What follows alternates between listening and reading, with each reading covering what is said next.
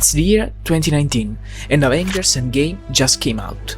It's the last movie of a project that was decades in the making.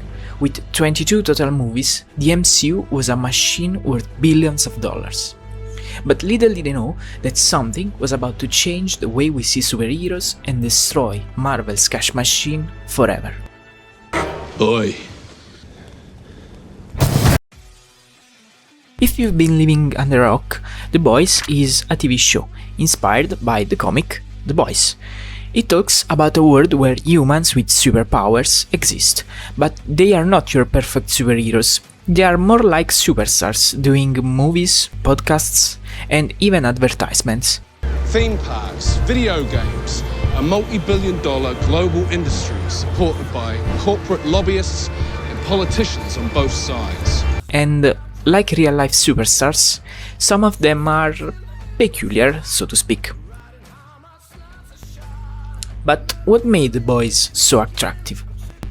Well, the show understood the sentiment of many viewers that were tired of the same superhero movies that flooded the theaters every year, and that weren't even that good, to be honest. In fact, Marvel was, and still is, creating products that have only their protagonists as selling points, while the stories feel confused and boring. And a blatant example of this could be Spider-Man No Way Home, where the script was shaped only to have as many returning characters as possible. But The Boys was not like this. The show teaches almost completely big fights and action scenes in favor of a good storytelling and great characters.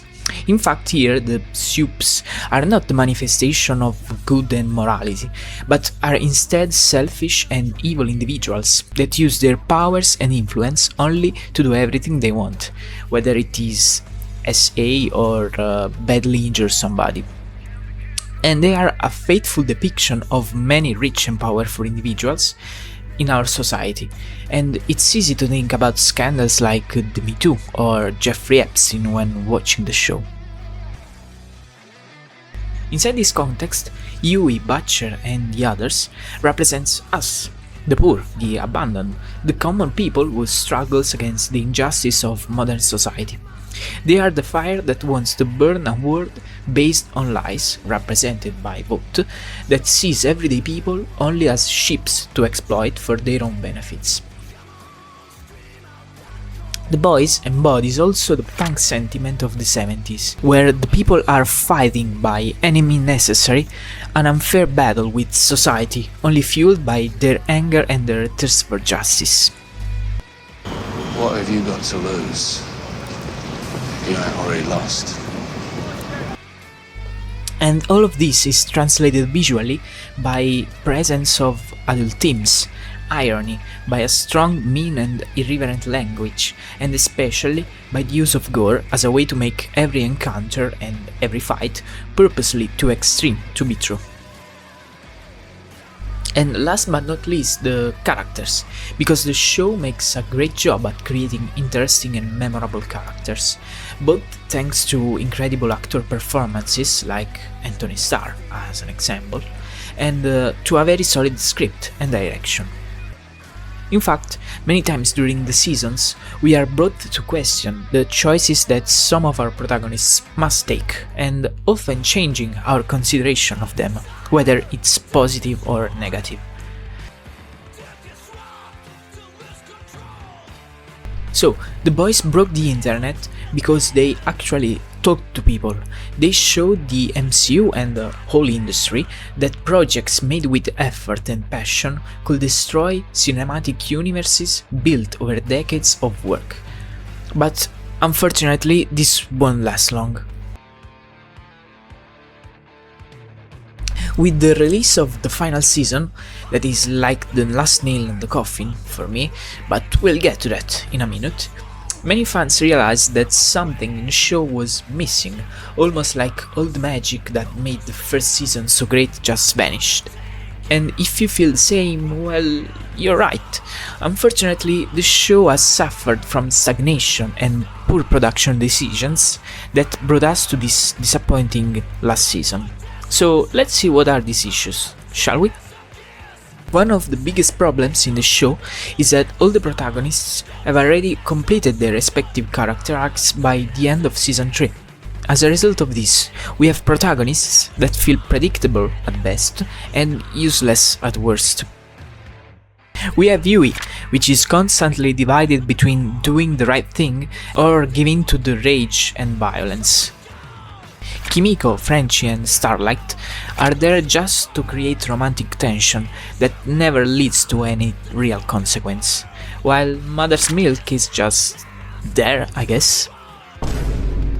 And also very charismatic protagonists like Butcher and Homelander have become a shadow of their former selves, with Butcher being stuck in a loop where he gives in to his rage, then hurts innocent people in the process, then feels bad for it, and then repeat. On the other hand, Homelander's whole personality is just being completely nuts and out of control, which is still entertaining because come on, it is, but is also starting to get old after 5 seasons.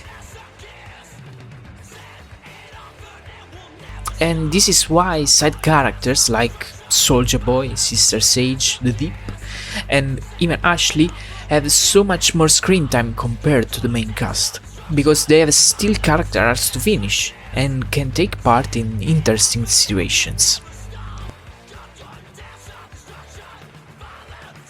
So, because the character cannot evolve further, also the story feels meaningless and bad written. A big example of this is the fact that we spent season 4 and 90% of season 5 searching for the anti-soups virus and the V1 running around from point A to point B, only for us to discover that hehe, sorry boys, but the princess is in another castle. And the cherry on top is that they won't even use the damn virus, because instead they use the plan B that was discovered during, you guessed it, season 3. So you may be wondering, okay, so they stretch the show in order to make more money off of it. This is still bad, but the industry works this way. It's very common these days to see these things.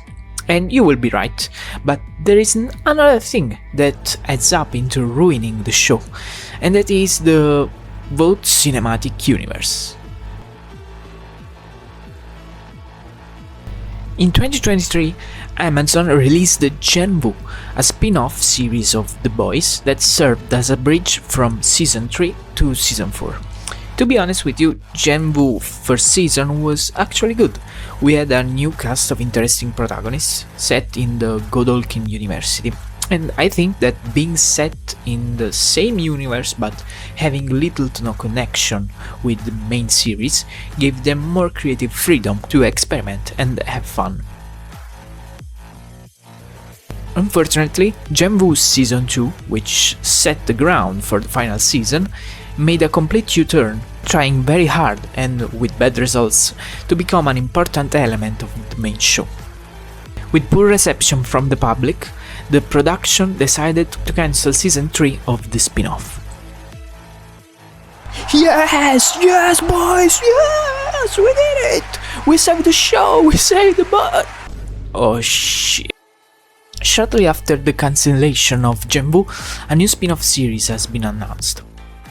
Vought Rising is a prequel of The Boys and will follow the adventures of your favorite superheroes, like Soulja Boy, Stormfront, they are a couple now, Bombsight, and other B1 fueled heroes. What do you say? You don't know them? Well, luckily for you, we introduced all of these important plot points in the last season, just for you, my friend. So, as the Deep will say, real eyes, realize, realize. This decision felt like the last middle finger from the showrunners to the fans, cause screwing the final season only to promote another project is a complete betrayal of the core elements that made The Boys, well, The Boys.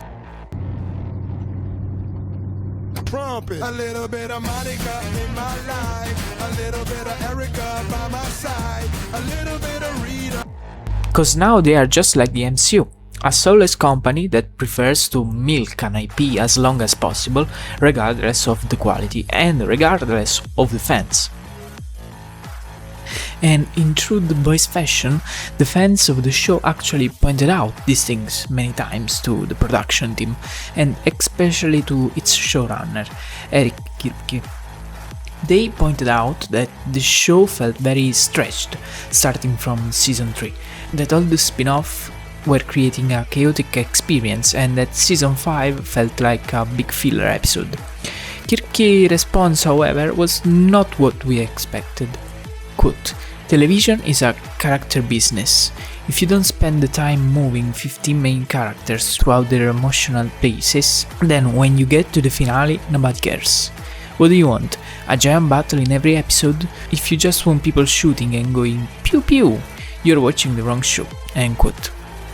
And also, quote, "I am mostly the person who is wrong about how long a show should last. I originally thought 5 seasons, then during season 3 I thought maybe more, but now I'm back to 5. We needed this time to break these characters completely." End quote. So Kripke defended the show, almost blaming the fans for being too impatient. But as we have seen, these critiques have a solid foundation, and also blaming the fans is never the right thing to do, because they're your fans, they're watching the show. Why would they critique the show without any real reason? So even this attitude by the showrunner and the production team didn't really help the situation of season 5.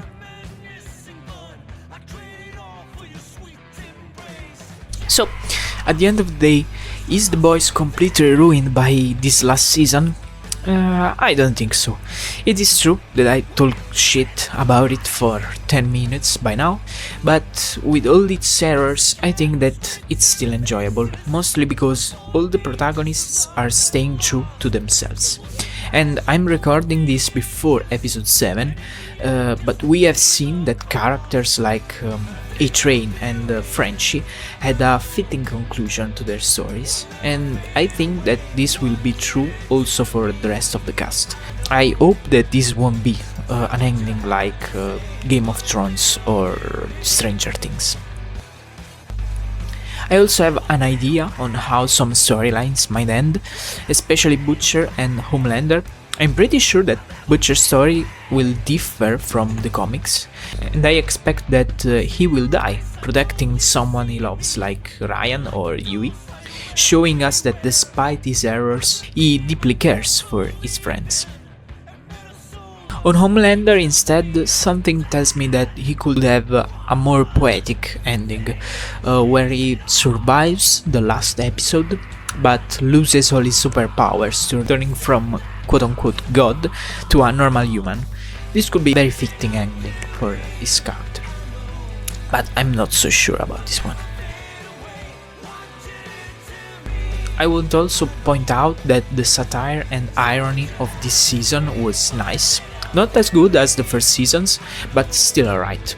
Especially if we think about the political and economic state of the world right now. Seeing the holy predict of Homelander mocking Donald Trump as God made this season more bearable, so thumbs up for that.